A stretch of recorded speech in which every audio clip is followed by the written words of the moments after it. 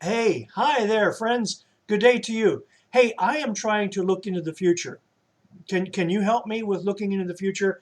I can't seem to find it through the binoculars. No, I don't see the future here. And so I'm wondering if any of you have one of those like crystal balls, that you've seen on TV or the movies where people look into and they see the future. Do any of you have a crystal ball that I could borrow so that I could see into the future? You don't? Okay. Well, then I have a question. Can you help me predict the future? You can't. Hmm. All right. Well, I'm just wondering because I would sort of like to know what's going to happen in the next day or two, or maybe even next year, and I'm having trouble predicting the future. You think it's hard too? Yeah. Well, predicting the future is hard, even though there are people who try to do it, because none of us really know what is exactly going to happen every day, do we? We have a desire to know what the next day will bring and what's next in our lives. However, we're just not always able to see into the future, whether we're trying to look through binoculars or a crystal ball or other things that might say they can help us predict the future. It probably really can't. God knows the future, but most of us do not know everything that's going to happen because things change so quickly, don't they? And we've experienced some of those changes. We'll talk a little bit about predicting the future again in just a bit. But I want to remind you that if you're watching these videos in order, you know that we're talking about faith.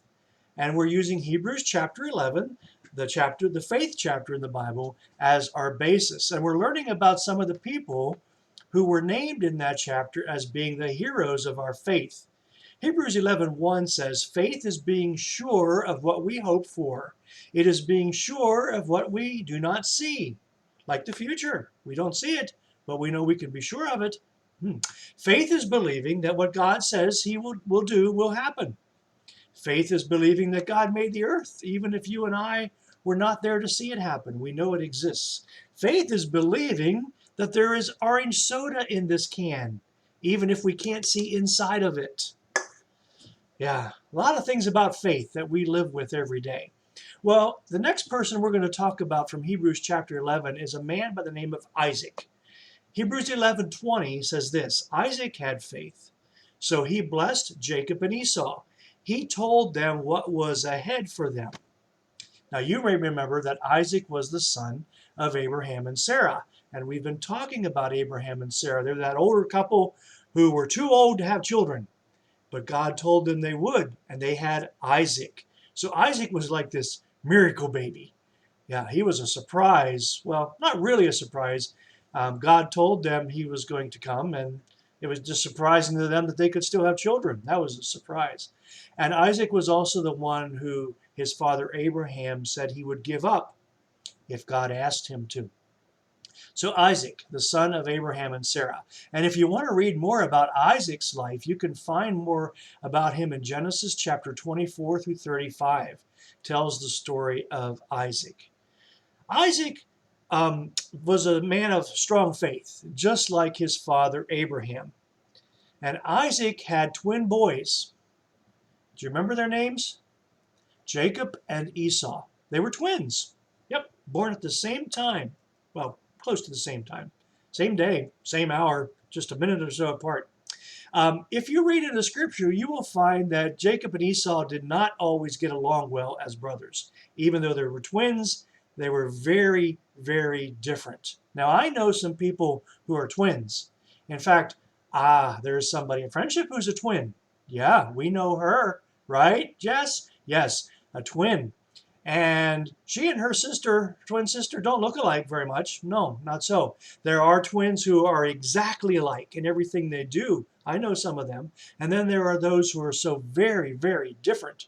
Jacob and Esau were twin brothers who were very, very different. In fact, much of their story in the Old Testament shares how they were at odds with each other, how they were angry with each other, how they did not always get along.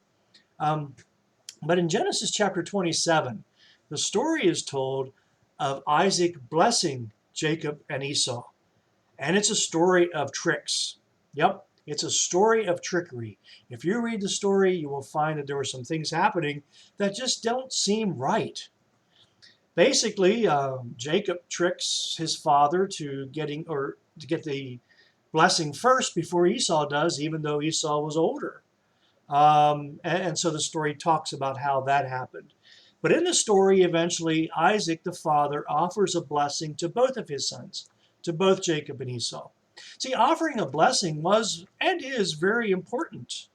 Offering a blessing in the Old Testament was like offering a prediction of the future.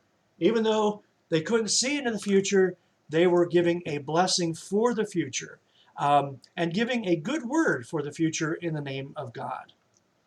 Isaac had faith that God would be present in the lives of both of his sons, Jacob and Esau. He had faith that God would use both of his sons. So he extended to them his best wishes in the name of God. And he knew it would happen. Scripture says Isaac had faith, and so he blessed Jacob and Esau. He told them what was ahead for them. Now, you may see a number of people today, and you may not know what is in their future, but I believe that you can offer a word of blessing to somebody today. A word of blessing is saying, God bless you. I wish you peace. May your days be filled with God's presence. A word of encouragement, an attaboy, go get 'em kind of phrase, sentence or conversation that you can have with someone where you are blessing them with the presence of God. For this day, I believe that God will be present in your life and that He will love you. And that's a blessing that I can offer to you. There's another good blessing I like, and you may have heard it before. May the Lord bless you and take good care of you. May the Lord smile on you and be gracious to you. May the Lord look on you with favor and give you peace. Those are good words that we can live by and that we can share with others. You know, we're going to really have difficulty if we try to see the future through binoculars or a crystal ball or other ways. But what we won't have difficulty in doing is offering good words to others in the name of God. That is offering a blessing. Tell people that they are loved by God today and remind yourself of it too. You are loved by God. Have a day filled with peace.